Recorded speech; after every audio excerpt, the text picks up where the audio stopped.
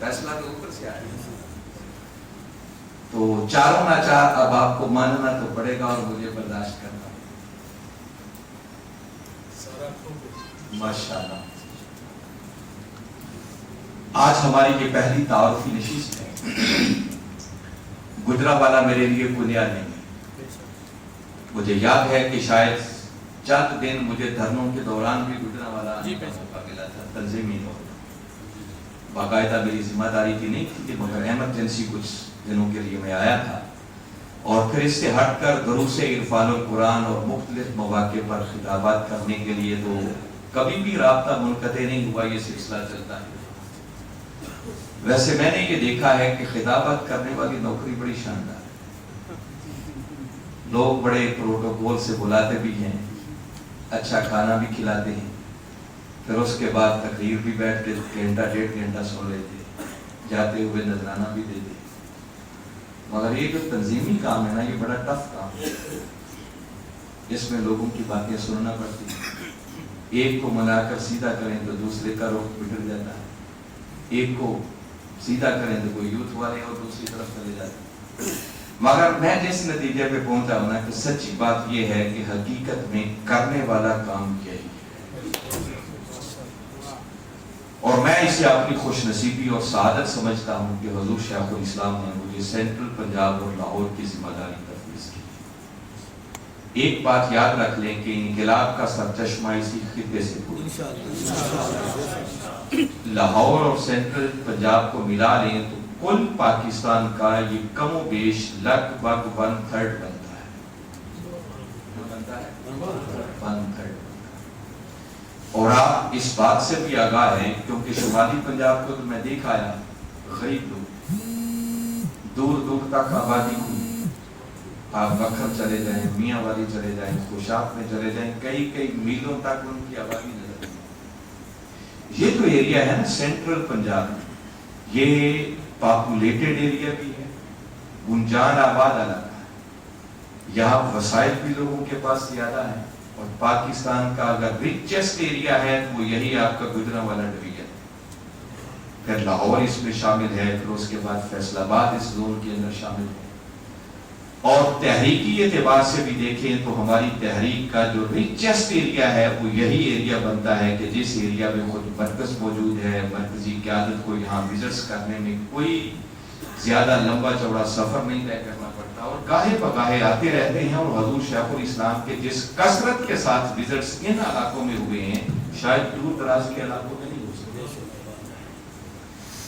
پھر لاہور ایک سیلف ایک پوری دنیا ہے.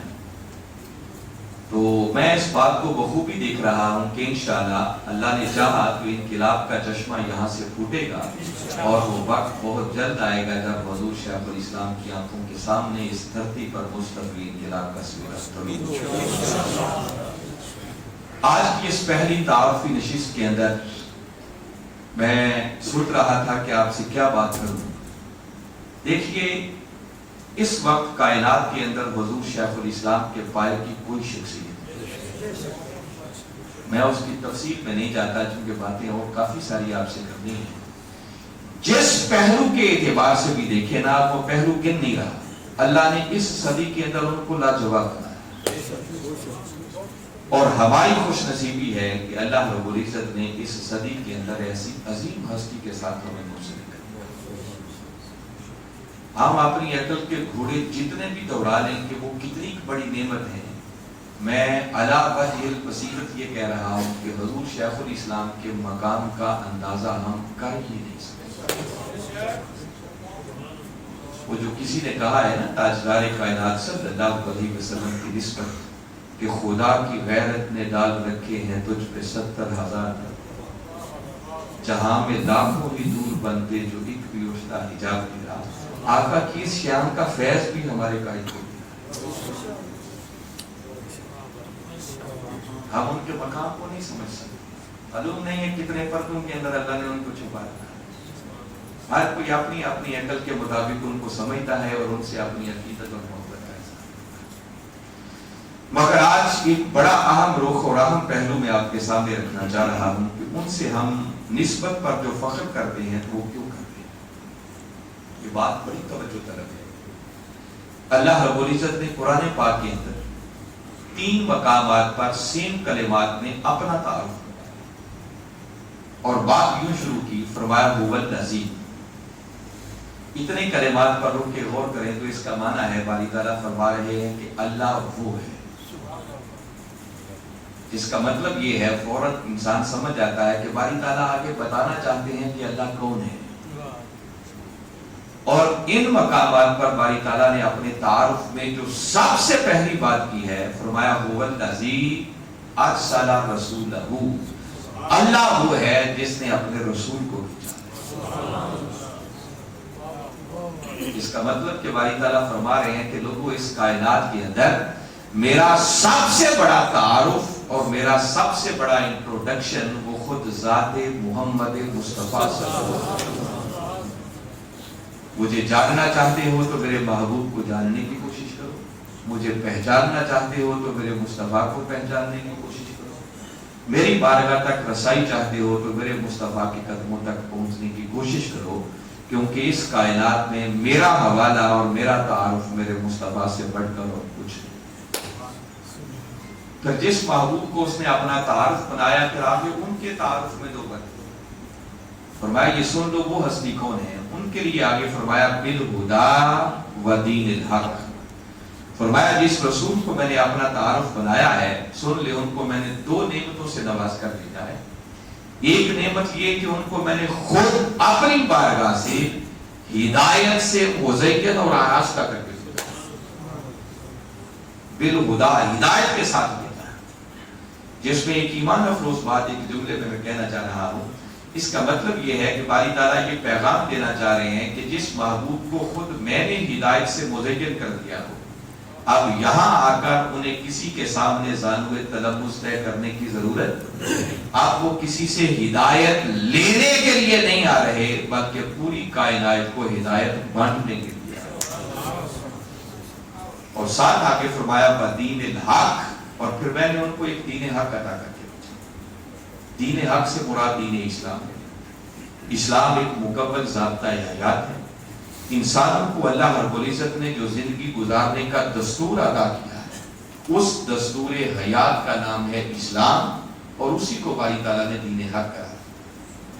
اور آگے فرمایا کہ میں نے اپنے رسول کو کیوں بھیجا، یہ بڑی خاص بات ہے۔ آگے اس کی وجہ بیان کرتے ہوئے فرمایا لیجزیرہ علی الدین کلہ، فرمایا میں نے اپنے محبوب کو بھیجا اس لیے ہے تاکہ میری طرف سے ملنے والی اس گائیڈ لائن اور ہدایت کی روشنی میں میرا محبوب اس دین حق کو دنیا کے سب باطل نظاموں پر غالب کرے۔ اگر یہاں جتنی بات میں نے آیت کریمہ آپ کے سامنے رکھی ہے، اس کا خلاصہ آپ کے سامنے رکھنا چاہوں تو یوں سمجھیں یہ آیت کریمہ زبان حال سے اعلان کر رہی ہے کہ اللہ کا منشا یہ ہے، اس کی چاہت یہ ہے کہ وہ دین حق جو اس نے لوگوں کو، انسانوں کو زندگی گزارنے کے لیے عطا کیا ہے، وہ سب باطل نظاموں پر غالب ہے۔ یہ اللہ کا منشا ہے، اور اس منشا کی تکمیل کے لیے، یہ دین حق کو غالب کرنے کے لیے اس نے اپنے محبوب محمد مصطفیٰ صلی اللہ علیہ وسلم کو بھیجا۔ میرے آقا صلی اللہ علیہ وسلم تشریف لائے، آپ نے کلمہ حق بلند کیا، اور خوش نصیب تھے وہ صحابہ کرام رضوان اللہ علیہم اجمعین جنہوں نے آقا کی زبان حق ترجمان سے یہ دعوت سنی اور کلمہ پڑھ کے دائرہ اسلام میں داخل ہو گئے۔ مگر ایک لطیف بات آج آپ کو بتانا چاہ رہا ہوں کہ ذرا کبھی سوچئے، وہ صحابہ کرام رضوان اللہ علیہم اجمعین جنہوں نے کلمہ پڑھا، آقا کی دعوت پر لبیک کہا اور دین اسلام میں داخل ہو گئے، تو کیا ان کے کلمہ پڑھنے کا معنی فقط یہ تھا کہ وہ یہ کہہ رہے تھے کہ ہاں ٹھیک ہے اللہ ایک ہے اور ہم آپ کو اس کا رسول مانتے ہیں، بات کریں؟ کیا یہ مطلب ہوگا؟ یہ بات میں اسی آیت کے تناظر میں کرنا چاہ رہا ہوں کہ اللہ تو یہ اعلان کر رہا ہے کہ ایک تو میرا منشا یہ ہے کہ یہ دین حق باطل نظاموں پر غالب ہے، اور دوسرا وہ بتا رہا ہے کہ اس دین کو غالب کرنے کے لیے میں نے اپنا نمائندہ بنا کر محمد مصطفیٰ صلی اللہ علیہ وسلم۔ اب آقا کی دعوت پر لبیک کہنے کا معنی یہ ہے کہ جب کوئی کلمہ پڑھتا ہے تو کلمہ پڑھ کے در حقیقت وہ اس بات کا اعلان کرتا ہے، اللہ اور اس کے رسول کے ساتھ اقرار کرتا ہے کہ مولا جس دین کو غالب کرنے کے لیے تو نے اپنے محبوب کو بھیجا ہے، اس دین کے غلبہ کے لیے ہمیں اگر تن من دھن سب کچھ بھی قربان کرنا پڑا تو کسی قربانی سے بھی کوئی دریغ نہیں۔ یہ ہے در حقیقت کلمے کا۔ اقبال نے معلوم نہیں کس ڈیپتھ اور گہرائی میں اتر کر غور کرنے کے بعد یہ بات کی ہوگی۔ ہم یہ اکثر پڑھتے رہتے ہیں، شاید غور کم کرتے ہیں۔ میں بھی آج اس کی تفصیل میں نہیں جاؤں گا، ہم نے باتیں اور کرنی ہیں۔ اقبال نے کہا تھا یہ شہادت گہے الفت میں قدم رکھنا ہے، یہ شہادت گہے الفت میں قدم رکھنا ہے۔ لوگ آسان سمجھتے ہیں مسلمان، اللہ آج بھی موجود ہے اور اس کا یہ منشا آج بھی قائم ہے کہ اس کا عطا کردہ یہ دین حق سب باطل نظاموں پر غالب ہے۔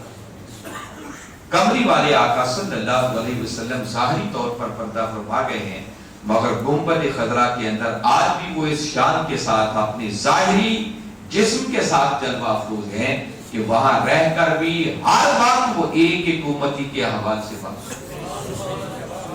آقا دیکھ رہے ہیں کیا ہوگا آج 14 صدیاں گزر جانے کے بعد بھی جب کوئی کلمہ پڑھتا ہے، دائرہ اسلام میں داخل ہوتا ہے، تو در حقیقت وہ کلمہ پڑھ کے اسی بات کا اقرار کرتا ہے کہ مولا تیرے محبوب نے جو دین ہمیں عطا کیا ہے، اگر اس دین پر کسی وقت بھی کوئی آنچ آئی تو اس دین کی سربلندی کے لیے ہم اپنا سب کچھ قربان کرنے کے لیے ہم نے آسان سمجھ لیا کہ کلمہ پڑھ لیا بس، زیادہ سے زیادہ کیا ہے، نمازیں پڑھ لیں، روزے رکھ لیں، حج عمرہ کر لیں، کوئی صدقہ و خیرات کر لیں، بس مسلمان بن کے نہیں۔ مسلمانی اس چیز کا نام نہیں ہے۔ کلمہ پڑھ کے دائرہ اسلام میں آنے کا در حقیقت معنی یہ ہے کہ ہم آقا کے لائے ہوئے دین کے غلبہ کے لیے جو کچھ ہم سے بن سکے گا وہ کر گزرے، حتیٰ کہ اس کے لیے اگر جان بھی دینی پڑے تو جان دینے سے بھی دریغ۔ یہ ہے کلمہ پڑھ۔ لوگ آسان سمجھتے ہیں، آسان کام نہیں ہے۔ تاہم میرے آقا صلی اللہ علیہ وسلم تشریف لائے، صحابہ کرام جوق در جوق داخل ہوئے، انہوں نے محنت کی، قربانیاں دی، اور بالآخر وہ مرحلہ آیا جب 8 ہجری میں تاجدار کائنات صلی اللہ علیہ وسلم فاتحانہ شان سے مکہ کی سرزمین میں داخل، اور وہ دین جس کے غلبہ کے لیے اللہ نے ان کو بھیجا تھا، آپ نے وہ دین غالب کر کے دکھایا۔ پوری دنیا کے اندر ایک اسلام کا غلغلہ برپا ہوا، اور خلافت راشدہ کے دور کو سامنے رکھیں تو اسلام کی حدیں کہاں کہاں تک پہنچ چکی تھی آپ اندازہ کر سکتے ہیں۔ اسلام کا پرچم سر بلند، مگر جس دنیا میں ہم رہ رہے ہیں یہاں ہرس بھی ہے، لالچ بھی ہے، طمع بھی ہے، مفادات کا ٹکراؤ بھی ہے، پھر شیطان، اس کی ٹیم اور پورا نیٹ ورک ہے۔ جب یہ ساری چیزیں آپس میں جمع ہو جاتی ہیں تو 14 صدیوں کی تاریخ بتاتی ہے کہ پھر کئی ایسے مرحلے آئے کہ وہ دین جس کو کملی والے آقا صلی اللہ علیہ وسلم نے غالب کر کے دکھایا تھا، پھر اس دین پر زوال ہوا۔ مگر جب بھی اس دین پر زوال آیا، اللہ نے اپنے محبوب کی امت میں کسی نہ کسی ایسے مرد مجاہد کو بھیجا جس نے کملی والے آقا صلی اللہ علیہ وسلم کی سیرت اور سنت کی اتباع میں اس دین پر آنے والے زوال کو پھر عروج میں بدل کر دیا، اور قیامت تک یہ عروج و زوال کا سلسلہ جاری ہے۔ یہ ایک حق و باطل کی جنگ ہے جو کبھی بھی ختم نہیں۔ شیطان نے بھی قسم کھائی ہوئی ہے کہ مولا پوری کوشش کروں گا، اور جو سیدھے راستے پہ آئے گا بہکانے کے لیے، گمراہ کرنے کے لیے ایڑی چوٹی کا زور لگا، اور وہ اپنا کام دکھا رہا ہے۔ اور اس وقت ہم جس دور سے گزر رہے ہیں اس میں رتی برابر شک کی گنجائش نہیں ہے کہ اس وقت پھر دین پر زوال ہے۔ اس زوال کی ہزاروں جہتیں اور رخ بیان کیے جا سکتے ہیں، مگر میں آپ کے اطمینان کے لیے صرف ایک بات کرتا ہوں کہ اس وقت دین کس زوال سے گزر رہا ہے اور امت مسلمہ کس زوال کا شکار ہے، یہ رونگٹے کھڑی کر دینے والی بات ہے۔ ذرا سوچئے گا کہ دیکھیے ہم ایک آزاد اسلامی ریاست میں رہے، اسلامی جمہوریہ پاکستان، جس ملک کے اندر دین سیکھنے پر کوئی پابندی نہیں، ہر کسی کو واضح، اور ہم کلمہ پڑھ کے جس دین میں شامل ہوئے ہیں اس دین کے لیے اللہ نے آسمانوں سے ایک ہی کتاب نازل کی ہے جسے قرآن کہتے ہیں۔ ایک آزاد اسلامی ملک کے اندر رہتے ہوئے بھی ہماری بدقسمتی کا عالم یہ ہے کہ وہ کتاب ہمیں ڈھنگ سے پڑھنا بھی کوئی نہیں۔ پتا نہیں کس سے بڑا سوال ہو کیا ہو سکتا ہے۔ کوئی پابندی نہیں ہے کہ ہم کسی کافر ملک میں رہ رہے ہیں کہ کسی گھر سے قرآن نکل آیا تو جیل میں جانا پڑے، چاہے نماز مل گیا تو پکڑ کے جیل میں ڈال دے۔ آزادی انکریج کیا جاتا ہے اس بات میں۔ پھر ذرا ایک لمحہ ایک سٹیپ آپ آگے سوچیں کہ اگر پڑھنا آتا ہے تو وہ کتنے ہیں جن کو سمجھ بھی آتی ہے کہ اس قرآن کے اندر لکھا گیا ہے۔ اس سے بڑا سوال بھی کوئی ہو سکتا ہے؟ اور پھر وہ کتنے بچ کے ہوں گے کہ جن کو سمجھ آ جائے تو اس پر عمل کر کے خود کو بدلنے کی کوشش کرتے ہیں۔ اور ہم لوگ جو بیٹھے ہیں ذرا ہم اپنے گریبانوں کو جھانک کر دیکھیں، ہمارا تو ایسی تحریک کے ساتھ تعلق ہے جس تحریک کا نام ہی منہاج القرآن ہے۔ اور اگر اس تحریک کے ساتھ جڑ کر بھی ہمیں ہر روز قرآن پاک کی تلاوت بھی میسر نہ آ سکی تو پھر اس تحریک سے ہم نے کیا پایا؟ کوئی تبدیلی تو آنی چاہیے نا اس تحریک کے ساتھ جڑنے کے بعد۔ کیا لوگوں کو ہم دعوت دینے جاتے ہیں کہ آئیں منہاج قرآن سے وابستہ ہوں، اور اپنا عالم یہ ہے کہ ہمیں قرآن کی زیارت بھی نصیب نہ ہو، پڑھنا بھی نصیب نہ ہو۔ تاہم یہ میں نے ایک بات بتائی ہے جس سے یہ طے کیا جا سکتا ہے کہ اس میں شک کی گنجائش نہیں ہے کہ دین اور امت اس وقت زوال کا شکار۔ جس طرح اس بات پہ شک نہیں ہے، اسی طرح اس سے اگلی بات میں بھی ردی برابر شک کی گنجائش نہیں ہے۔ اس دور کے اندر دین پر آنے والے زوال کو عروج میں بدلنے کے لیے اللہ نے جس ہستی کا انتخاب کیا ہے اس ہستی کا نام ہے ڈاکٹر محمد طاہر القادری، اور جس تحریک کا انتخاب کیا ہے اس تحریک کا نام ہے تحریک منہاج۔ ویسے تو حقیقت یہ ہے کہ اتنی جماعتیں، اتنی تنظیمیں، اتنی ویلفیئر سوسائٹیز بن چکی ہیں کہ وہ کہتے ہیں نا ایک چکو تے 100 نکلو، گلی محلے میں بن چکی۔ مگر ایسی کوئی تحریک اور ایسی کوئی جماعت کہ جن کی فکر آقا کے دین کے غلبہ کے لیے ہو اور وہ ایک منظم پلاننگ کے ساتھ آقا کے دین کے غلبہ کے لیے کام کر رہے ہوں، اس وقت روئے زمین پر اگر کوئی ایسی تحریک ملے گی تو وہ صرف ایک ہی تحریک ہے جس تحریک کا نام تحریک منہاج القرآن ہے۔ دیکھیے نیکی کے کام کے کروڑوں گوشے ہیں۔ نیکی تو یہ بھی ہے کہ آپ کسی بھولے ہوئے کو راستہ بتا دیں تو یہ نیکی ہے، اللہ اجر دے۔ کسی بھوکے کو کھانا کھلا دیں یہ بھی نیکی کا کام ہے۔ راستے میں کوئی پتھر ہے، رکاوٹ ہے، اس کو آپ نے ہٹا دیا یہ بھی نیکی کا کام ہے۔ اپنے بھائی کو مسکرا کر آپ ویلکم کر لیں اللہ اس پر بھی اجر عطا کرتا ہے۔ کسی کو نیکی کی بات بتا دیں اللہ اس پر بھی اجر عطا کرے۔ مگر یاد رکھیں کہ سارے یہ کروڑوں نیکیوں کے کام ایک طرف، مگر قبلی والے آقا صلی اللہ علیہ وسلم کے لائے ہوئے دین کے غلبہ کے لیے محنت کرنا، جد و جہد کرنا، تگ و دو کرنا، یہ ایسی نیکی ہے کہ کائنات کی ساری نیکیاں مل کر بھی اس نیکی کا مقابلہ نہیں کر سکتی۔ بڑی نیکی۔ اور اگلی بات اپنے من کی تختیوں پر لکھ لیں، جو کچھ میں نے حضور شیخ الاسلام کے قدموں سے بیٹھ کر فکر لیا وہ بتا رہا ہوں۔ یہ دین کے غلبہ کا کام، دین کی غلبہ کے لیے جد و جہد، محنت اور یہ نوکری، یہ اللہ ہر نتھو پھتو اور ہر غیرے کو یہ توفیق نہیں دی۔ یہ بالکل لکھی پڑی بات آپ کو، ہر ایرے غیرے کو وہ یہ سعادت دیتا ہی نہیں۔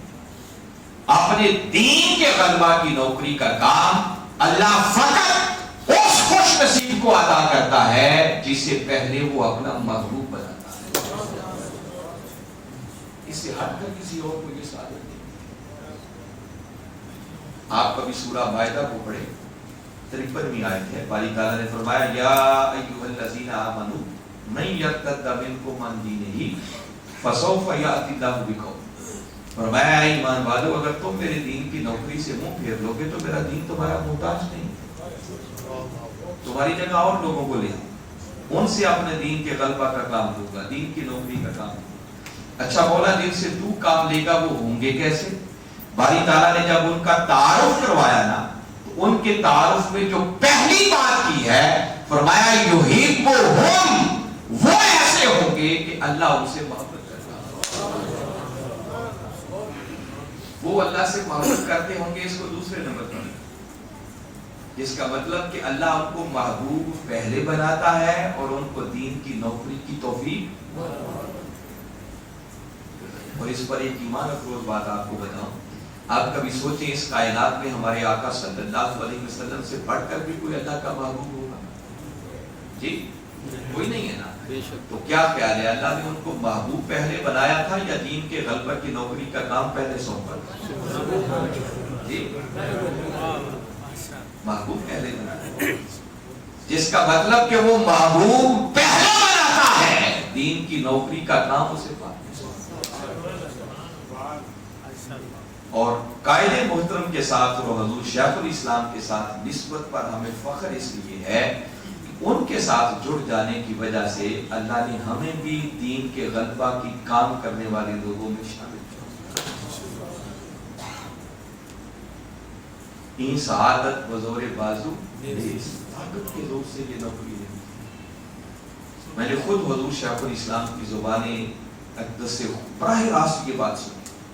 آپ گوشت درود میں جلوہ افروز تھے، مرکزی سٹاف ہمارا بیٹھا ہوا تھا، تو آپ فرمانے لگے کہ بیٹے یہ جو اس دور کے اندر آپ دین کے غلبہ کی تحریک کے ساتھ منسلک ہو گئے ہیں، جڑے ہوئے ہیں، یاد رکھیں ان میں تمہارا کوئی کمال نہیں، یہ تمہارے کو تیر مارنے والی بات نہیں۔ فرمایا کبھی خلوت میں بیٹھ کر سوچنا تمہاری پشتوں میں کوئی اللہ کا نیک بندہ یا نیک بندی ایسی گزری ہے کہ جس کے صدقے اللہ نے کرم آپ لوگوں پر کر رکھا ہے کہ اس صدی میں دین کے غلبہ کی تحریک کے ساتھ تمہیں جوڑ دے۔ ہماری یہ سعادت ہر کسی کو نہیں ملتی، یہ توفیق ہر کسی کو نہیں، یہ خال خال لوگوں کو توفیق ملا ہے۔ اور اللہ محتاج نہیں ہے ہمارا، یہ یاد رکھیں، وہ تو کام لینے پہ آ جائے اب ابیلوں سے بھی کام لیتے ہیں، یہ محض اس کا کرم ہے۔ ہم سے زیادہ صلاحیتوں والے ہیں، ہم سے زیادہ مسائل والے ہیں، ہم سے زیادہ خطابت کرنے والے بھی ہوں گے، مگر اللہ نے اگر یہ نوکری ہمیں ہی عطا کر رکھی ہے تو سوچیں کتنا بڑا اس کا کرم۔ اور اس صدی میں حضور شیخ الاسلام کی نسبت کی وجہ سے ہم اس نوکری میں شامل ہیں، لہٰذا اس نوکری کی خیر مانگا کہ کسی دن یہ نوکری چھن نہ جائے۔ جس دن کسی سے یہ نوکری چھن گئی اس دن سے بڑھ کر اس کی بدبختی کا دن کوئی نہیں ہو سکتا، وہ اس نوکری سے نکال دیا۔ اس کی سلامتی مانگا، اس کی خیر مانگا۔ سب سے بڑی وجہ فخر کی یہ ہے حضور شیخ الاسلام کے ساتھ، ان کی وجہ سے ہمیں اللہ تعالیٰ نے اتنے بڑے اعزاز سے۔ اب اگلی بات میں بتانا چاہتا ہوں کہ انقلاب اور غلبہ دین حق کی بحالی اور دین غالب کیسے آتا ہے۔ یہ بات بھی اپنے من کی پناہیوں میں لکھ لیں کہ انقلاب نہ کرامتوں سے آتا ہے نہ معجزات سے آتا ہے۔ اگر خالی معجزات سے انقلاب آتا ہوتا تو کائنات میں ہمارے آقا صلی اللہ علیہ وسلم سے بڑھ کر معجزات کی حامل کوئی شخصیت نہیں۔ آپ کی ذات کو اللہ نے سراپا معجزہ بنا کر، آپ کا اٹھنا بیٹھنا چلنا پھرنا کھانا پینا سونا جاگنا ایک ایک عمل وہ سراپا معجزہ ہے۔ یہ میں بتاؤں کیسی ہستی اللہ نے آپ کو بنایا، اور آپ نے معجزات دکھائے۔ جب کوئی کافر ڈیمانڈ کرتا کہ اللہ کے آپ سچے نبی ہیں تو یہ کام کر کے دکھائیں ہم آپ کو مان جائیں، تو میرے آقا ان کی اس ڈیمانڈ پر چاند کو توڑ دیتے، سورج کو موڑ دیتے، درخت آپ کے قدموں میں سرمسجود ہو جاتے، کنکریاں آپ کی مٹھی میں کلمہ پڑھنا شروع کر دیتے۔ مگر ایسا کبھی نہیں ہوا کہ میدان جنگ میں میرے آقا نے ہاتھ اٹھائے ہوں اور سارے کافروں کے سر قلم ہو گئے، یہ نہیں کیا۔ سارے کافروں کے دل پھر گئے ہوں اور انہوں نے کلمہ پڑھ لیا ہو، یہ کام آقا چاہتے تو یہ بھی کر سکتے، جس کا مطلب کہ انقلاب کرامتوں اور معجزات سے، انقلاب کے لیے محنت چاہیے، جد و جہد چاہیے، قربانیاں چاہیے، اور وہ قربانیاں صحابہ کرام نے دی، باقاعدہ جنگیں ہوئی، میرے آقا کی آنکھوں کے سامنے صحابہ کرام کی شہادتیں، آقا کے خود اپنے دندان مبارک شہید ہوئے، رخسار مبارک زخمی ہوئے۔ ایک موقع پر میرے آقا سواری سے بھی نیچے تشریف لے، آپ پر غشی کی کیفیت بھی تاری اور آپ کے لیے شہادت کی افواہیں بھی پھیلائی، تب جا کر کہیں انقلاب ہے۔ اس کا مطلب کہ انقلاب کے لیے محنت اور جد و جہد ہے۔ مگر اس سے بھی زیادہ اہم بات جو میں آج آپ کو بتانا چاہ رہا ہوں، جو میری گفتگو کا کرکس ہے اور جس کے ذریعے میں نے آج کی اگلی بات آپ سے کرنی، اس کو بڑی توجہ سے سنیں۔ یہ بات سنی ہوئی آپ نے ہے کیونکہ سارے آپ انقلابی لوگ ہیں، حضور شیخ الاسلام کو سننے والے ہیں، مگر اس میں سے ایک نتیجہ بڑا خاص آج آپ کو دینا۔ آپ کو معلوم ہے کہ 6 ہجری میں تاجدار کائنات صلی اللہ علیہ وسلم کم و بیش 1500 صحابہ کرام کے ساتھ احرام باندھ کر اللہ کے گھر کی حاضری کے دن حدیبیہ کے مقام پر کھڑا ہو گیا اور آپ نے نمائندگان کو بھیجا کہ جاؤ مکہ کے کافروں سے پوچھو وہ ہمیں مکہ میں داخلے کی اجازت دیتے ہیں یا نہیں۔ کافر اکڑ کے کہنے لگے کہ اس سال بھی ہم مکہ میں داخل ہونے کی اجازت نہیں۔ میرے آقا نے کوئی جنگ نہیں کی بلکہ ان سے مذاکرات کی، اور مذاکرات کے نتیجے میں ایک صلح ہوئی جس صلح کو کہتے ہیں صلح حدیبیہ۔ اس صلح کا کرکس یہ تھا، نہیں ضرورت نہیں ہے آپ ایزی فیل کریں، بالکل ایزی بات پوری یکسوئی سے سنیں۔ تو میں عرض یہ کر رہا تھا کہ اس صلح حدیبیہ کا خلاصہ یہ تھا، کرکس یہ تھا کہ کافر جو جو کہتے چلے گئے آقا مانتے چلے گئے اور اپنی بات صرف ایک منوائی، اور وہ کیا کہ ٹھیک ہے جو کہتے ہو ہم مان لیتے ہیں، بس 10 سال کے لیے آپس میں ہم صلح کر لیتے ہیں، ایک دوسرے سے جنگ نہیں کرتے۔ جی جی جی جی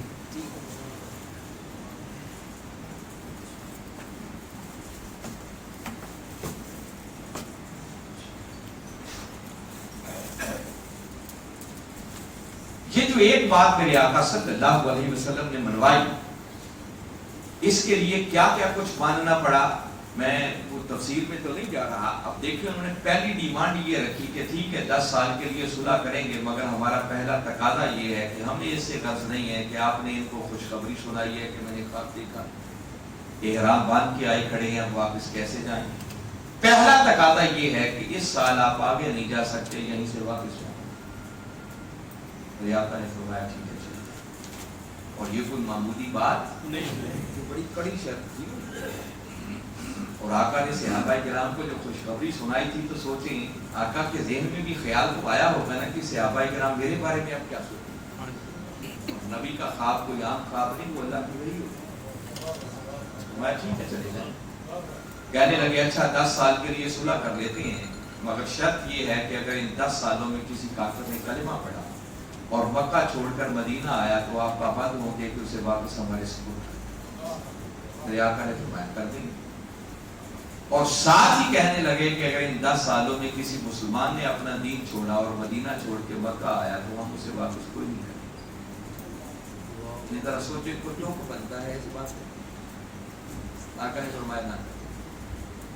حتیٰ کہ جب ساری شرائط طے ہو گئی، معاہدہ لکھا گیا اور اس معاہدے کی کاغذ پر دستخط کرنے کا وقت آیا تو طرفین کے ہیڈز کے نام لکھے گئے۔ میرے آقا صلی اللہ علیہ وسلم کا نام نامی اس میں گرامی لکھا گیا محمد رسول اللہ۔ انہوں نے اس پر بھی اعتراض کیا، کہنے لگے سائن نہیں ہوں گے، دستخط نہیں ہو سکتے، ہم رسول تو آپ کو مانتے ہیں، پہلے یہ رسول اللہ کا لفظ کاٹو اور اس کی جگہ لکھو محمد بن عبداللہ، تو پھر دستخط کریں۔ وہ معاہدے کی تحریر والا کاغذ مولا کائنات علی شیر خدا کے ہاتھوں میں تھا۔ آپ نے علی کی طرف دیکھا اور علی سے فرمایا کہ یہ رسول اللہ کا لفظ کاٹ دو اور اس کی جگہ لکھ دو محمد بن عبداللہ۔ یہ واحد ایک ایسا موقع تھا کہ میرے آقا نے حکم دیا مگر علی نے تعمیل نہیں کی۔ آپ نے قلم نیچے رکھ دیا اور ادب سے عرض کی کہ آقا میری ایمانی غیرت گوارا نہیں کرتی کہ اپنے قلم سے رسول اللہ کا لفظ کاٹ دو۔ سوچے نا کیسے کیسے مرحلے ہو۔ میرے آقا نے خود کاغذ لیا، قلم پکڑا، اپنے ہاتھوں سے رسول اللہ کا لفظ لکھ دیا محمد بن عبداللہ، اور پیار سے علی سے ایک جملہ فرمایا کہ علی کاغذ سے رسول اللہ کا لفظ کاٹنے سے کو مجھ محمد کی رسالت ختم تو نہیں ہو جائے۔ وہ علی کی محبت اور ایمانی غیرت تھی، یہ آقا کی حکمت اور فضیلت۔ حتیٰ کہ انہوں نے ایسی ایسی شرطیں رکھ دی کہ عمر فاروق جیسی ہستیاں کھڑی ہو عرض کرنے لگے جذبات میں آ کر آقا کہ آپ اللہ کے سچے رسول نہیں ہیں، کیا آپ حق پر نہیں؟ تو آقا نے فرمایا عمر ہاں میں اللہ کا سچا رسول ہوں، حق پر حامی ہوں۔ عرض کی آقا پھر اتنی کمزور شرائط پر معاہدہ آپ اشارہ کریں ان کے پرچے اڑا کے رکھیں۔ میرے آقا نے سن کر ایک ہی جملہ فرمایا کہ عمر جو میں دیکھ رہا ہوں وہ تو میرے فرمایا ہونے دو، وقت بتائے گا نتیجہ کیا۔ خیر ان سے صلح کر کے کہ 10 سال تک جنگ نہیں کرے گی، آقا صحابہ کرام کو لے کر واپس آ گئے اور مدینہ پہنچ کر میرے آقا نے صحابہ کرام کو صرف ایک ہی بات سمجھائی، فرمایا یاد رکھو یہ جو انہوں نے ہمیں مکہ میں داخل نہیں ہونے دیا نا، اس کی وجہ اور سبب یہ ہے کہ ہم ابھی تھوڑے ہیں، ہم ابھی کمزور ہیں۔ فرمایا وہ جو تلوار کی جنگ کی تلوار ہر وقت سر پہ لٹکتی رہتی تھی کہ معلوم نہیں یہ کافر کب حملہ کر دیں گے، یہ ان سے معاہدہ ہو گیا ہے کہ جنگ نہیں ہوگی 10 سال۔ تو فرمایا کرنے کا کام یہ ہے کہ مدینہ کے ارد گرد کی بستیوں اور قبیلوں میں چلے جاؤ، ان کو اسلام کی دعوت۔ صحابہ کرام اس کام پہ لگ گئے اور چوک در چوک اسلام میں لوگ داخل ہونا شروع ہو گئے۔ ابھی 2 سال نہیں بیتے تھے کہ کافروں کی آنکھیں کھل گئی، وہ جو بغلے بجا رہے تھے کہ ہم نے سب کچھ منوا لیا، اب ہوش آئی کہ ہمارے ساتھ تو ہاتھ ہو گیا۔ اگر 10 سال تک یہی سب کچھ کرتے رہے تو یہ تو اتنی بڑی سپر طاقت بن جائیں گے جن کو سنبھالنے میں مشکل ہے۔ معاہدہ انہوں نے خود توڑ، مگر 10 سالوں میں محنت اتنی ہو چکی تھی کہ 6 ہجری میں نکلے تھے تو 1500 کے، 8 ہجری میں نکلے تو 10,000، بس 10,000 کا لشکر نکلنے کی دیر تھی کہ وہی مکہ تھا، وہی مکہ کے کافر تھے۔ کسی کو رستے میں ٹکنے کی ضرورت بھی نہ ہو سکی، اور کسی کی قتل و غارت خون بہانا تو بڑی دور کی بات ہے، کسی درخت کا پتا بھی نہیں ٹوٹا اور آقا فاتحانہ شان سے مکہ کی سرزمین میں داخل ہوئے۔ یہاں تک بات آپ نے سنی، اس میں کوئی نئی بات میں نے نہیں سنائی، آپ سارے تحریک کی لوگ۔ تاجدار کائنات صلی اللہ علیہ وسلم کی سیرت اور سنت یہ بتا رہی ہے کہ انقلاب بندوں کے بغیر، انقلاب بندوں کے بغیر، اور بندے بھی بڑے ریزنیبل تعداد میں ہونے چاہیے۔ جب 6 ہجری میں نکلے تھے تو 1500 بھی بندے ہی، قیادت امام الانبیاء کی اور تعداد 1500 ہو تو مکہ فتح نہیں ہو، اور وہ کارکن ہماری طرح کے کارکن نہیں تھے، وہ 1500 وہ تھے جو آقا کے ابرو کے اشارے پر اپنا سب کچھ قربان کر سکتے۔ مگر 10,000 کا لشکر تیار ہونے کی دیر تھی کہ انقلاب کی راہ میں کوئی ٹک نہیں سکا۔ اور انقلاب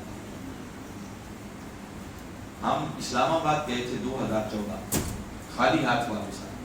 کبھی آپ نے سوچا کہ کیوں واپس آئے خالی؟ اس کی سب سے بڑی وجہ اور سبب یہ تھی کہ ہم تھوڑے تھے۔ میکسیمم فگر جو پیک پر آپ کا رہا ہے جب آپ 12 سے آپ آگے بڑھ رہے ہیں تو 1 لاکھ سے زیادہ نہیں تھے، اور یہ آٹے میں نمک بھی نہیں ہے 22 کروڑ کے ساتھ۔ انقلاب اس لیے نہیں آیا تھا کہ ہم تھوڑے تھے، اگر 10 لاکھ بھی آپ کے ساتھ کھڑے ہو جاتے تو رات سے دن نہ چڑھتا اس دھرتی پر انقلاب کا سویرا طلوع۔ اب اگر کسی کے ذہن میں خیال آئے کہ بات اب بڑی اہم ہے جو آپ کرنے لگا ہوں، بس وہ بنیادی بات گزر گئی، اب اہم ترین چیز ہے جس پر آپ کی توجہ چاہیے۔ اب اگر ذہن میں یہ خیال آئے کہ اچھا علامہ صاحب اگر بندوں کے بغیر انقلاب نہیں آتا تو اب یہ بھی تو بتائیں کہ بندے ہونے کتنے چاہیے تاکہ ہمارے سامنے ایک فکر ہو، ایک ٹارگٹ ہو، اس کو سامنے رکھ کے ہم محنت کریں اور انقلاب کے خواب کو شرمندہ تعبیر کریں۔ اس کے لیے بھی رہنمائی تاجدار کائنات صلی اللہ علیہ وسلم کی سیرت اور سنت سے بڑھ کر کہیں سے نہیں مل سکتی۔ کہتے ہیں جب مکہ فتح ہوا ہے نا، اس وقت مکہ شہر کی آبادی تھی 10 لاکھ۔ کتنی تھی؟ 10 لاکھ۔ اور 10 لاکھ کے شہر کو فتح کرنے کے لیے کتنوں کی ضرورت پڑی؟ اگر یہ ریشو نکالیں تو یہ 1% بنا۔ آقا کی سیرت یہ بتا رہی ہے کہ اگر قیادت امام الانبیاء کی بھی ہونا، جب تک اس معاشرے میں سے، سوسائٹی میں سے کم از کم 1% تبدیلی کے لیے نہ نکلیں، انقلاب کے لیے نہ اٹھیں، اللہ کا نظام ہی نہیں ہے کہ حالات بدل جائیں اور انقلاب آئے۔ جب نبی کی قیادت کے باوجود ممکن نہیں ہے تو میں آپ اور حضور شیخ الاسلام کس بات کی بولی ہے کہ بندوں کے بغیر ہی چاہیں دعاؤں سے ہی انقلاب آتا ہے؟ بندوں کے بغیر انقلاب انقلاب بین الاقوامی سطح پر آنا ہے، اور اس بات کو ایمان کی طرح اپنے من کی تختیوں پر لکھ لیں کہ دنیا کی کوئی طاقت اس انقلاب کو روک نہیں سکتی۔ انقلاب ہمارے قائد کی قیادت میں اللہ نے ان کو منتخب کر لیا ہے کہ اس زوال کو عروج میں آپ نے بدلنا، مگر اس انقلاب کی ابتدا پاکستان سے ہوئی، کیونکہ ہماری قیادت کا تعلق پاکستان سے، پیش خامہ پاکستان میں بننا ہے، پھر اس کے بعد آگے بات چلے۔ جس دھرتی پر ہم انقلاب لانا چاہ رہے ہیں، اب آقا کی سیرت اور سنت کے مطابق ہم نے اس کا انالیسس کرنا ہے کہ اس ملک کی آبادی کتنی ہے؟ 22 کروڑ پرانی بات ہو۔ اس وقت میرا خیال یہ ہے کہ 25 کروڑ سے کم پاکستان کی آبادی نہیں ہے۔ یہ 2017 کی مردم شماری ہے جو آپ بتاتے ہیں، شاید اس سے بھی پہلے کی۔ تو 25 کروڑ راؤنڈ فگر اگر ہم سامنے رکھ لیں تو 25 کروڑ کا 1% کتنا بنتا ہے؟ 25 لاکھ۔ تو میں بڑی توٹوک بات بتا رہا ہوں کہ جب تک 25 لاکھ جیالے اس پاکستان کی دھرتی سے آپ کے ساتھ کھڑے نہیں ہوتے، انقلاب کا خواب شرمندہ تعبیر نہیں ہو سکتا۔ کتنے چاہیے؟ 25 لاکھ۔ آپ کو ایک بات یاد دلاتا ہوں، جب ہم اسلام آباد گئے تھے تو قبلہ ایک بات فرمایا کرتے تھے کہ 1 کروڑ نمازی چاہیے، یاد ہے؟ کتنے کہتے تھے؟ 1 کروڑ۔ کسی کے ذہن میں خیال آئے وہ کروڑ کیوں کہتے ہیں؟ وہ جائز کہتے، وہ کروڑ اس لیے کہتے تھے کہ جب تک وہ مرحلہ آ نہیں جاتا نا تب تک پتہ نہیں چل سکتا کہ کتنے بھاگنے والے ہیں اور کتنے ڈٹ جانے والے ہیں۔ ہمارے پاس اس سے پہلے کوئی چھاننی، کوئی معیار، کوئی کرائٹیریا نہیں جس سے ہم پرکھ سکیں کہ کتنے موڑ والے ہیں اور کتنے تو وہ کروڑ اس لیے کہتے تھے کہ بھئی کم از کم کروڑ ہوں گے تو بھاگنے کے بعد وہ 25 لاکھ بچیں گے۔ اور بھاگتے ہوئے آپ نے لوگوں کو دیکھا، دیکھیں 23 دسمبر 2012 کو جتنے مینار پاکستان آئے تھے، اگر اتنے ہی اسلام آباد آ جاتے تو دنیا کی کوئی طاقت انقلاب کو نہیں روک سکتی۔ مگر جیسے ہی ان کو پتہ ہو گیا کہ اب یہ اسلام آباد پر چڑھائی کریں گے تو انہوں نے لسٹیں بنانا شروع کر دی۔ کئی تو لسٹوں کا نام سن کے پڑا، کئیوں کو جب پتا چلا کہ اب بھائی وہ پکڑ دکڑ بھی شروع ہونے لگی ہے اور جیلوں میں بھی لے کے لے جا رہے ہیں تو کئی اس وقت سلیکٹ ہو گئے۔ کئیوں نے جب 17 جون کا وہ سانحہ دیکھا اور کئی شہادتیں آنکھوں کے سامنے ہو گئی تو کئیوں نے توبہ کر دی کہ ہم تو نہیں آگے جائیں گے، ہم تو بڑا آسان سمجھتے تھے۔ اور جب جانے کا وقت آیا اور پتا چلا کہ بھئی سارے پل بھی بند، سڑکیں بھی بند، ہر جگہ پولیس شیلنگ ہو رہی ہے، گولیاں چل رہی ہیں، تو بچ تو صرف وہ گئے جنہوں نے جانے اپنی ہتھیلی پر رکھی۔ تو لہٰذا بھاگنے ضرور ہوتے، اور یہ کوئی نئی بات نہیں ہے، پوری ہسٹری اور تاریخ آپ کو بتائے گی۔ عام حالات میں نعرے لگانا آسان کام ہے، مگر جب وقت آ جائے تو پھر اس نعرے کو پورا کر کے دکھانا یہ ہر کسی کے بس کی بات نہیں۔ تو وہ کروڑ اس لیے کہتے تھے کہ بھاگنے کے بعد کتنے تو باقی بچے تھے، مگر یہ بات طے ہے کہ بندوں کے بغیر انقلاب۔ اب ٹھیک ہے پورے پاکستان سے 25 لاکھ چاہیے، ہمیں اس سے سروکار نہیں ہے، ہم تو بیٹھے ہوئے ہیں گجرانوالہ، ہمارا انقلاب ہے گجرانوالہ، کیا خیال ہے؟ جی جی کچھ معلوم ہے گجرانوالہ کی آبادی کتنی ہے؟ 50 لاکھ۔ بالکل عمران صاحب نے درست فرمایا ہے، یہ بھی پرانی مردم شماری کے مطابق 50 لاکھ اور کچھ ہزار اس وقت گجرانوالہ کی آبادی، ایک اچھا راؤنڈ فگر ہے، اسی پر ہم بات کریں۔ 50 لاکھ کا 1% کتنا بنتا ہے؟ گجرانوالہ کے متوالے یہ یاد کر لیں کہ جس دن تک 50,000 جیالے گجرانوالہ سے تیار نہیں ہوتے، انقلاب کا خواب شرمندہ تعبیر نہیں ہو سکتا۔ آئے دن اب کبھی کبھی یہ سوال آپ کو پریشان کرتا ہے نا کہ آپ مرکزی قائدین سے پوچھتے ہیں، دائیں بائیں باتیں کرتے ہیں، انقلاب کب آئے گا، انقلاب کب آئے گا، انقلاب کب آئے گا۔ آج اس سوال کا دروازہ بند کرنا، اور کوئی یہ سوال کرنے کی جسارت اب کرے گا۔ دیکھیں نا آپ کے محترم عمران ایڈوکیٹ صاحب ہیں، ہمارے ڈاکٹر منیر احمد ہاشمی صاحب ہیں، یا اور ہمارے پیٹ کے ضلعی قیادت वाई दिन मुझसे अब ये पूछते रहे राणा साहब इनकलाब कब आएगा।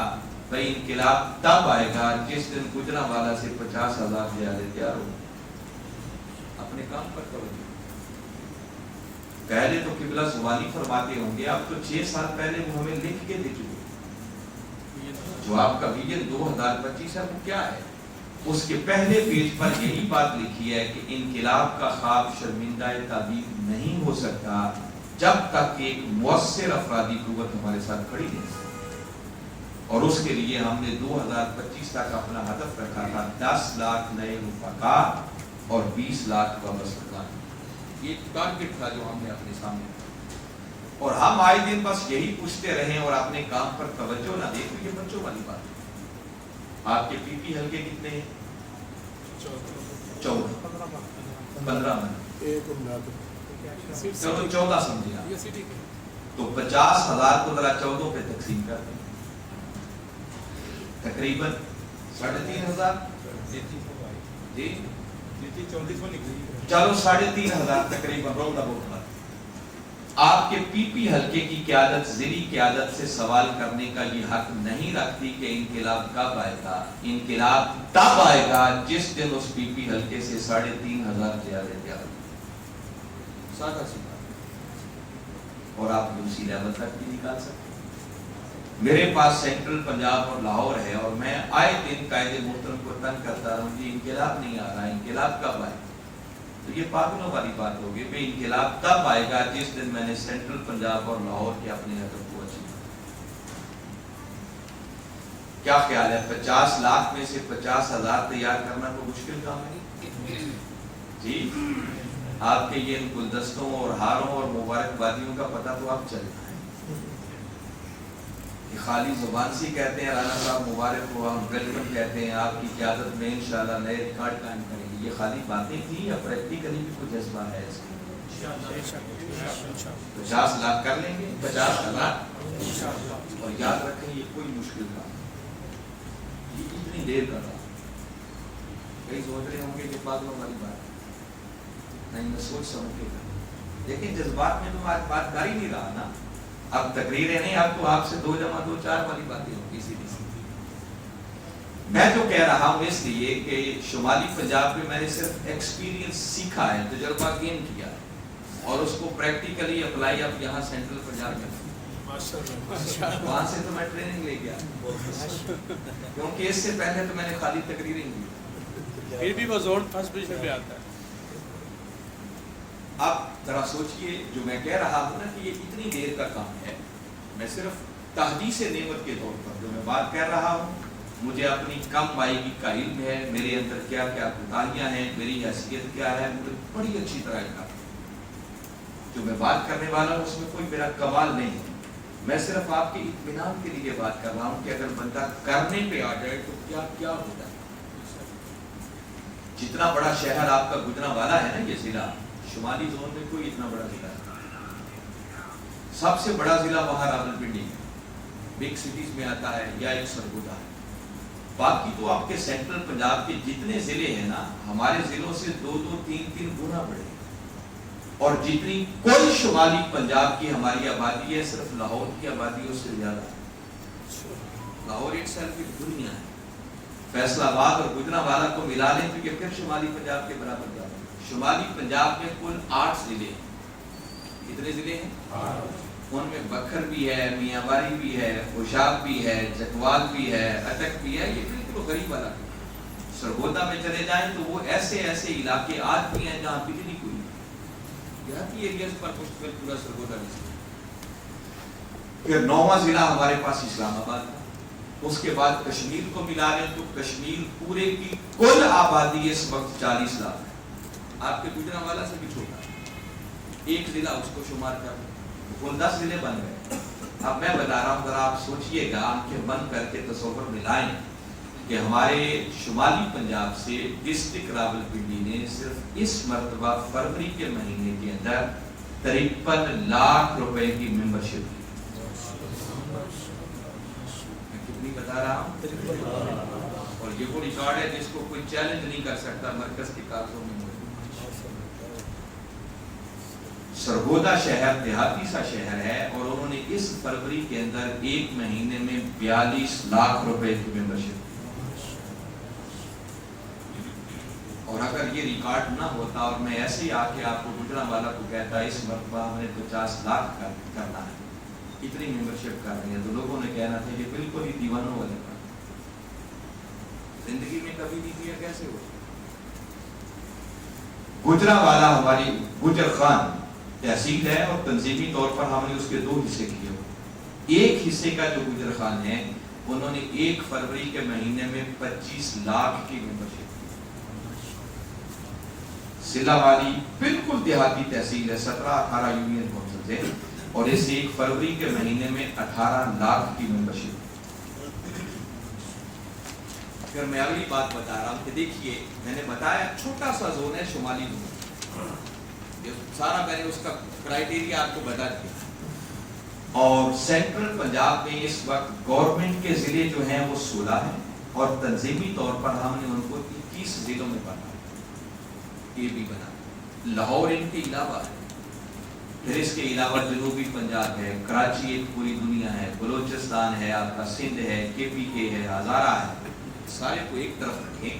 میں آپ کو بتا رہا ہوں کہ جب برکتیں نازل ہوں اور بندہ کرنے پہ آ جائے تو پھر کیا کیا کچھ ہوگا. اگر کوئی 19-20 کا فرق ہونا کہ چلو ٹھیک ہے بھائی ایک جگہ پر 50 لاکھ ہوا ہے تو دوسری جگہ والوں نے جیت لیا 55 لاکھ ہو گیا, تو بات سمجھ میں آتی ہے.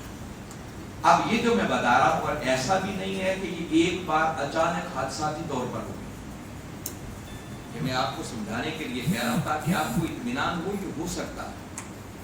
یہ ایک سال حادثاتی طور پر نہیں ہوا بلکہ پچھلے 4 سال سے مسلسل یہی پوزیشن. 5 سالوں سے شمالی پنجاب ون کر رہا ہے, کل 6 سال ہم نے گزارے ہیں.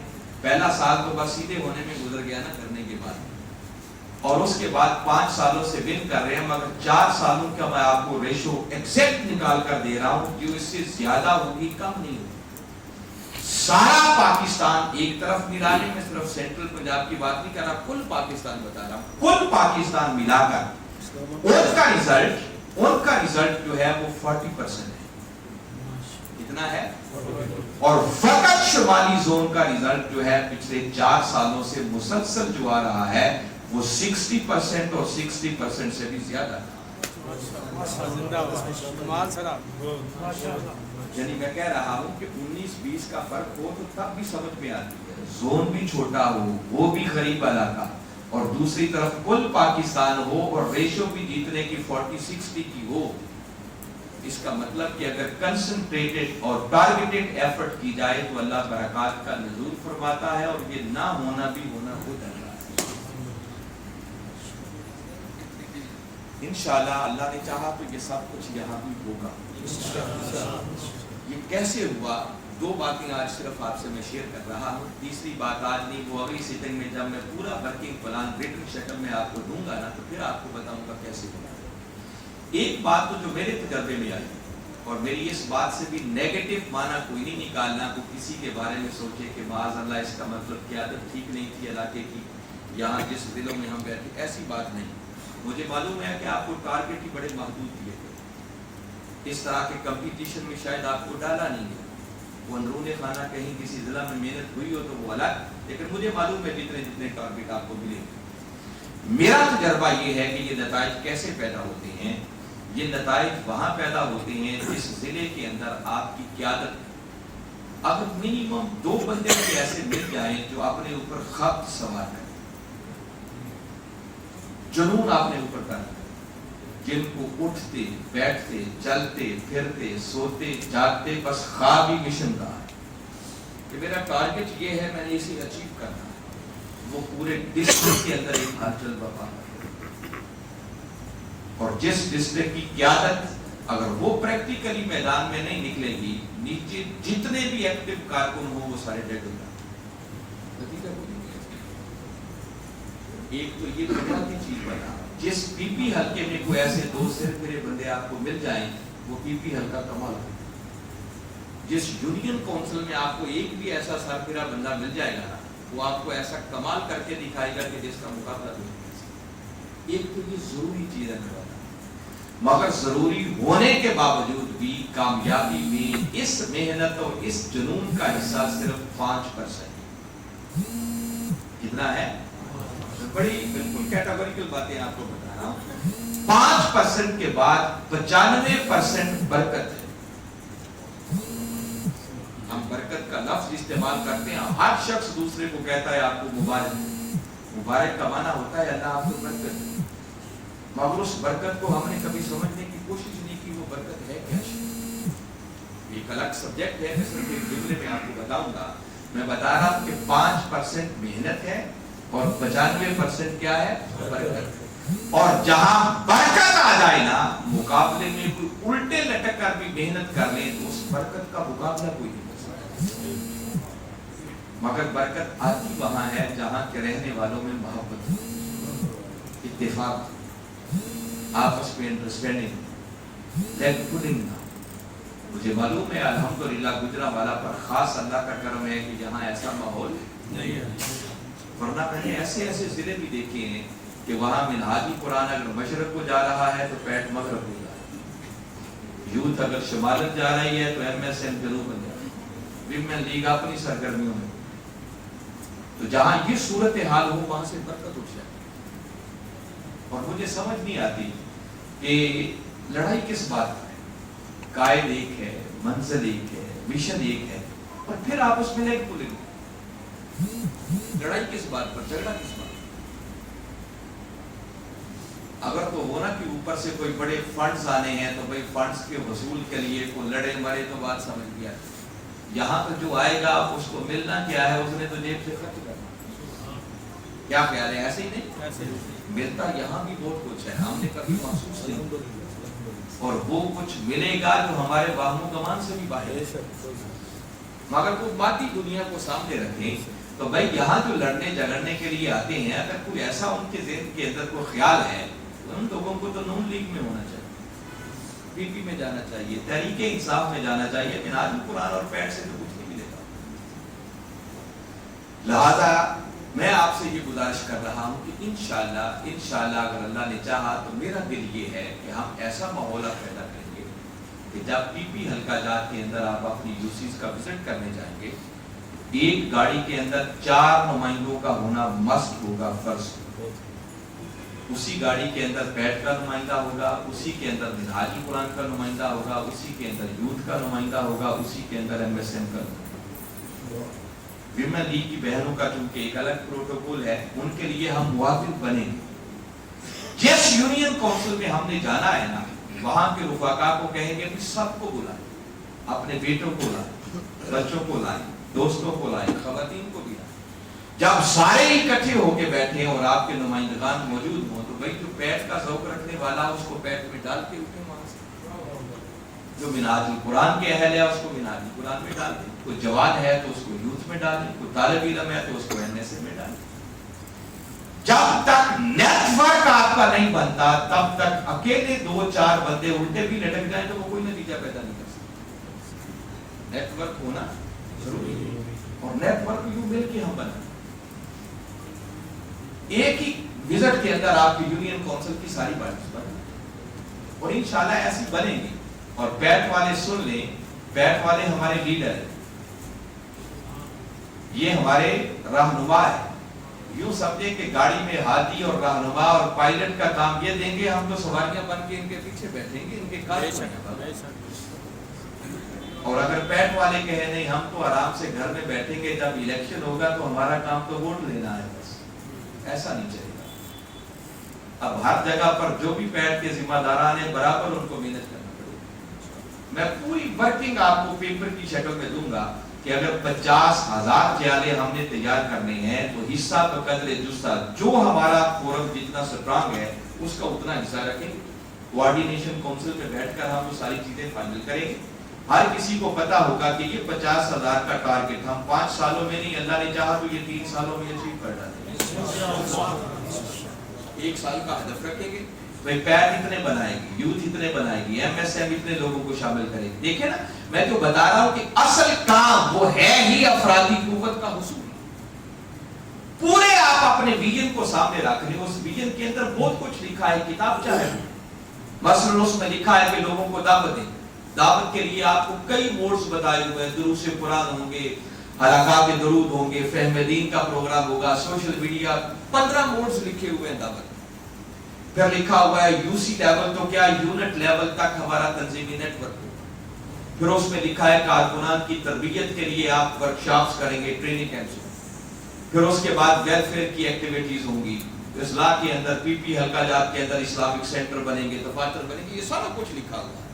مگر اگر ایک جملے میں ساری بات کو میں سمیٹنا چاہوں تو یاد رکھیں باقی جو کچھ بھی لکھا ہے وہ ذرائع ہیں, اور ان ذرائع سے حاصل ہونے والی منزل, ٹارگٹ اور الٹیمیٹ گول اگر کوئی ہے تو وہ افرادی قوت کا حصول ہے. اگر کسی ایکٹیویٹی کے ذریعے بندے ہمارے ساتھ شامل نہیں ہو رہے, افرادی قوت نہیں بڑھ رہی, تو یوں سمجھیں کہ وہ آپ کی ایکٹیویٹی محض ثواب ہے جس میں انقلاب نام کی کوئی شے. اور ہم کوئی کام خالی ثواب کے لیے نہیں کرتے. ثواب چھوٹی چیز ہے, یہ اللہ نے دے دی. ہم انقلاب کے راہی ہیں, ہماری منزل انقلاب ہے, ہم کو انقلاب کے لیے کریں. دیکھنا یہ ہے کہ بندے کتنے شامل. اب یہ جتنے کام میں نے آپ کو بتائے ہیں یہ ان میں سے چھوڑنا کوئی نہیں ہے. دعوت دینی ہے, ہر موڈ اختیار کریں گے. کیوں؟ کوئی دعوت دیں گے, زبان ہلائیں گے تو لوگ ہمارے ساتھ شامل ہوں گے. تنظیمیں اس لیے بنانی ہیں کہ جب آپ کا نیٹ ورک ہوگا تو آپ کی دعوت کا کام بڑے منظم طریقے سے آگے بڑھ رہا ہے. کارکنان کی تربیت اس لیے ضروری ہے کہ جب کارکن تربیت یافتہ ہوگا تو وہ دعوت بڑے مؤثر طریقے سے دے رہا ہے. ویلفیئر کے کام ہم اس لیے کرتے ہیں کہ آپ اچھے کام کریں, لوگ آپ سے متاثر ہوں, امپریس ہوں اور ہمارے مشن اور تحریک میں شامل ہوں. تو اگر یہ سارے کام کر کے بندے ہی ہمارے ساتھ شامل نہیں ہونے, دیکھیں نا ہم 2 سال بعد نئی تنظیمیں بناتے ہیں, ایسے ہی ہوتا ہے نا. 2 تک آپ نے تنظیم سازی, تنظیمیں بنائی, یو سی لیول تک آپ نے پورا نیٹ ورک بنا دیا. اب آرڈر آ گیا کہ 2 سال بعد تنظیمیں ختم. اگر ان 2 سالوں کے اندر اس تنظیمی نیٹ ورک نے بندے ہی آپ کے ساتھ شامل نہیں کیے تو اس کا مطلب یہ سارا ڈرامہ چل رہا ہے, بس تنظیمیں بناؤ, لگے رہو, 2 سال کے بعد پھر زیرو سے حالت بیچیں, پچھلی ختم, اب دوبارہ ضلع بناؤ, پھر پی پی حلقہ جات بناؤ, پھر یو سیز بنانے دے. 2 سال یہی کام ہے جی, 2 سال پورے ہوتے یہی کام. 2 سال مقصد خالی یہی کام تو نہیں کرنا نا. وہ بچے جیسے لگے ہوتے ہیں بس مٹی کے گھر بنائے, گرا دیے, بنائے, گرا دیے, بنائے, گرا دیے. بھائی یہ کو کھیل تو نہیں رہے ہم. دیکھنا تو یہ ہے کہ یہ تنظیمی نیٹ ورک کے ذریعے بندے کتنے شامل ہوئے ہمارے ساتھ, اس ٹینیور میں ہم کتنا آگے بڑھے, کتنا سفر ہم نے انقلاب کی طرف طے کیا. اور سچی بات میں آپ کو بتا رہا ہوں کہ انقلاب لیٹ صرف ہماری وجہ سے, ہم اپنا رول پلے نہیں کرتے. اگر آج ہم وہ مطلوبہ افرادی قوت پیدا کر لیں تو وہ قائد جس کی زندگی کا ایک ایک لمحہ انقلاب کے لیے گزرا ہے, ذرا سوچے نا ان کے سینے میں کتنی آگ کے بھانپڑ لگے, ان کی خواہش کا عالم کیا ہوگا. جو بندہ اس دنیا میں آیا ہے اس نے جانا ضرور, ان کا کوئی ایک بال بھی سیاہ نہیں بچا. کتنی دیر ہمارے ساتھ ہیں, اللہ ان کو لمبی عمر عطا فرمائے, اور بالآخر جانا ہے. تو کیا کبھی یہ خواہش سینے میں نہیں اٹھتی کہ بھئی ہمارے قائد کی آنکھوں کے سامنے انقلاب کا سویرا کریں. اب ہم نے یہ جنون طاری کر کے اور اس منزل کو سامنے رکھتے ہوئے اتنی ایفرٹ کرنی ہے, اور یہ میں بتا چکا ہوں کہ انقلاب کا سب چشمہ اسی سینٹرل پنجاب اور لاہور سے, باقی دائیں بائیں سے تو جو مل جائے وہ جھنگا ہوگا. اصل یہاں سے لوگوں نے نکلنا, یہیں سے انقلاب انشاءاللہ آگے بڑھے. تو میں بتا رہا ہوں کہ آپ اس طرح ٹارگیٹڈ ایفرٹ کریں گے کہ ہم پورے منظم طریقے سے باقاعدہ تقسیم کریں گے کہ پیٹ والے بھائی اتنا ان کا ٹارگیٹ ہے, یوتھ والوں کا اتنا ہے, ایم ایس ایم کا اتنا ہے, ویمن لیگ کی بہنوں کا اتنا ہے, علماء کونسل کا اتنا ہے. ٹارگیٹ اپنا اپنا ہوگا, اپنی قیادت کو آپ فالو کریں گے, جو مرکز سے آپ کے ہیڈز ہیں, ہم مل کر اپنی ایفرٹ کریں گے. مگر ایسی اندھیر نظری بھی نہیں ہوگی کہ کام کو ایک فورم کرے باقی سارے کہیں ہمارا بھی اسی میں شامل ہے. یہ نہیں ہوگا. ہر فورم اپنا جواب دے ہوگا کہ میں نے اس مہینے میں کیا کیا, میں نے اس سال کے اندر اپنی کیا آؤٹ پٹ, میری وجہ سے کتنے لوگ آگے شامل. لہذا ہر فورم مل کر کام کرے گا. رہ گیا میں, تو میں یہ غلط فہمی دور کر دوں, ٹھیک ہے میری ذمہ داری منہاج القرآن, میں نائب ناظم اعلیٰ تنظیمات منہاج القرآن, مگر یاد رکھ لیں کہ میں آپ سب کا ہوں اور آپ سب میرے ہیں. میرے ساتھ رابطہ کرنے میں کبھی بھی کسی کو کوئی ہیزیٹیشن نہیں ہونی چاہیے.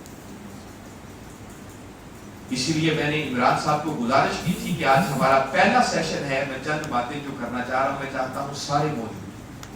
کل فیصلہ آباد میں کم و بیش کو 350 کے لگ بھگ ہمارے قائدین تھے وہاں پر.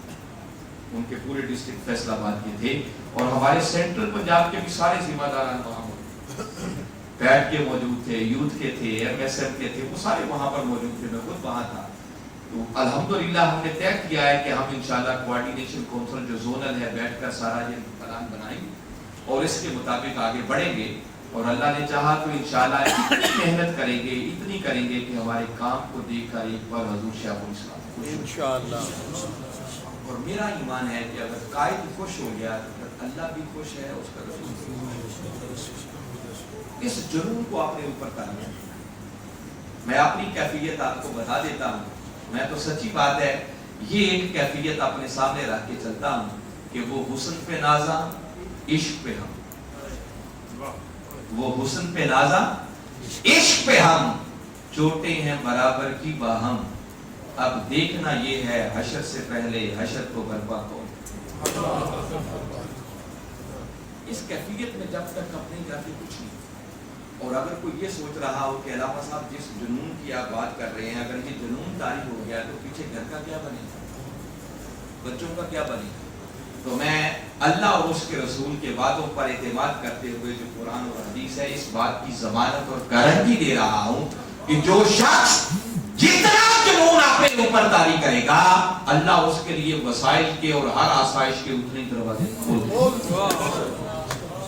اس کا وعدہ ہے. اللہ اور اس کے رسول سے وعدہ بڑھ کر وعدہ پورا کرنے والا اور کوئی نہیں.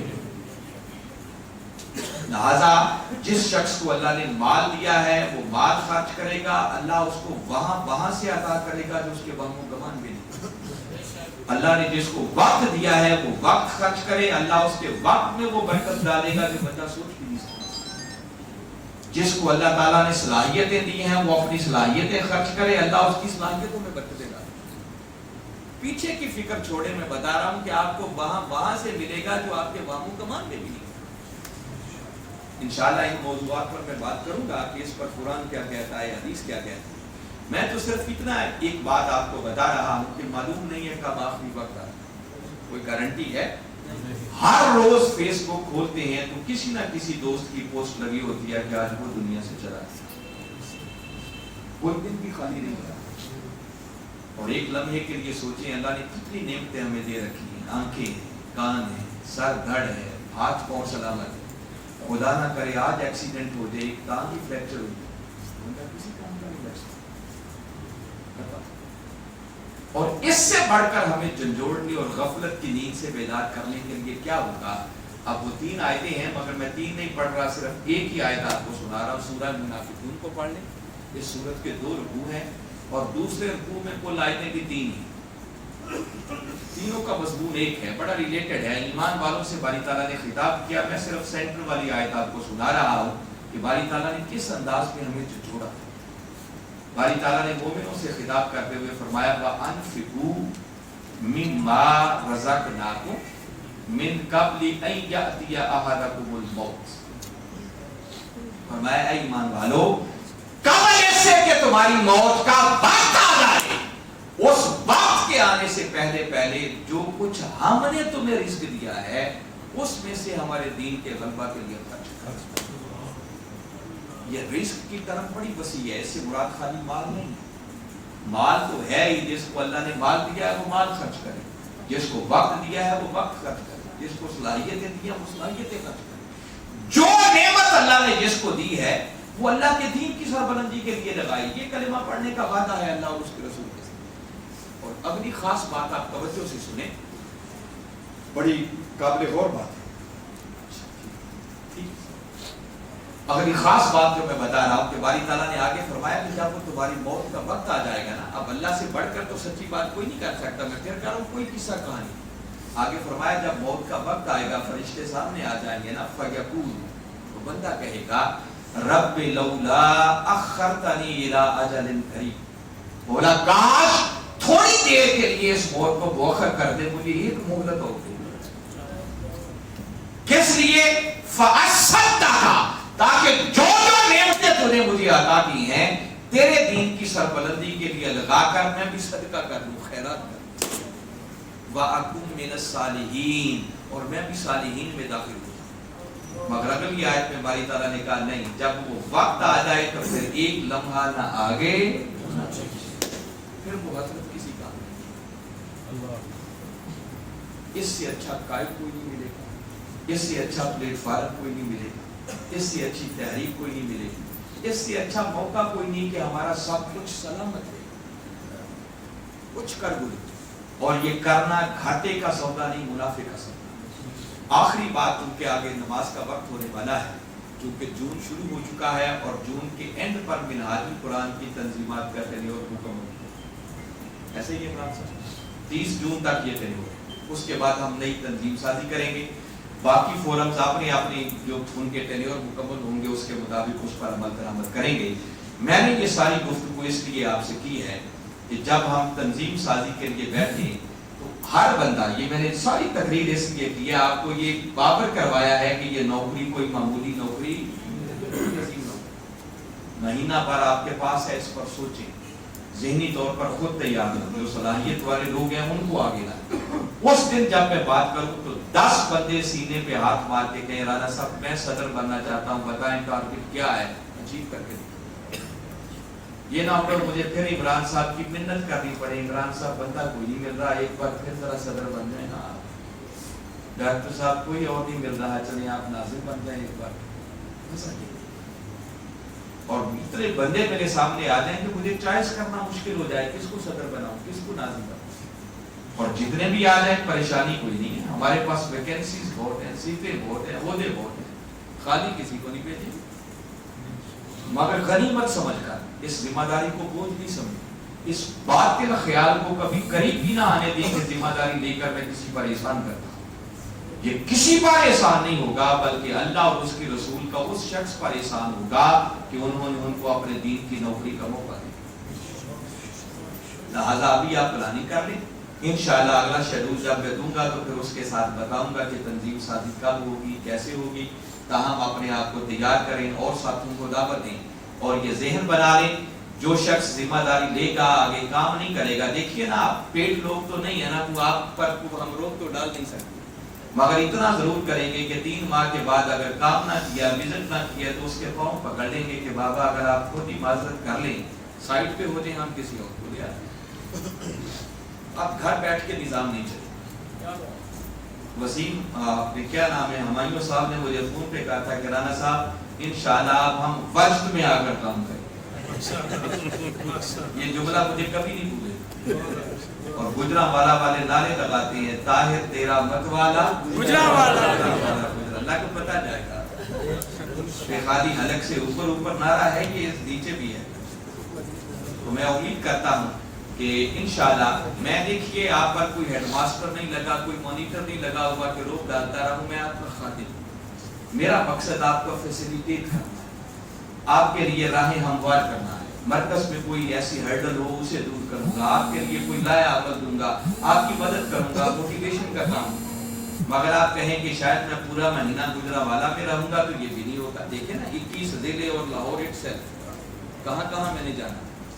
تو میں تو انشاءاللہ ایسی ٹیمیں بناؤں گا کہ پھر وہ ٹیمیں انشاءاللہ نہ خود بیٹھیں گی نہ آپ کو بیٹھنے دیں. پنڈی میں ایک بابا انار خان ہے جس نے پورے پنڈی میں ہلچل مچائی. Air force. اسی طرح آپ سرگودا چلے جائیں, وہ کاشف پرویز پی اے ایف کا لڑکا ہے, اور ساتھ راجہ اکرام اللہ سونے پہ سہاگا ہے, دن رات ایک کر دی ہے, اور اللہ نے نوازا بھی ہے, کبھی بھی کوئی نہیں چھوڑی, حد کر دیا.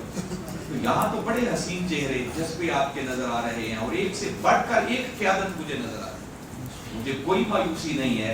انشاءاللہ اللہ نے چاہا تو انقلاب کا چشمہ یہیں سے ہوگا. انہی کلمات پر اکتفا کرتے بس یہ چند میری درد بھری باتیں تھی جو آپ کے سامنے رکھی ہیں. تو یہی کہتے ہوئے اینڈ ہو سکتا ہے کہ آپ جس کے جی میں آئے وہی پائے روشنی, آپ نے تو دل جلا کے سرے بات کریں.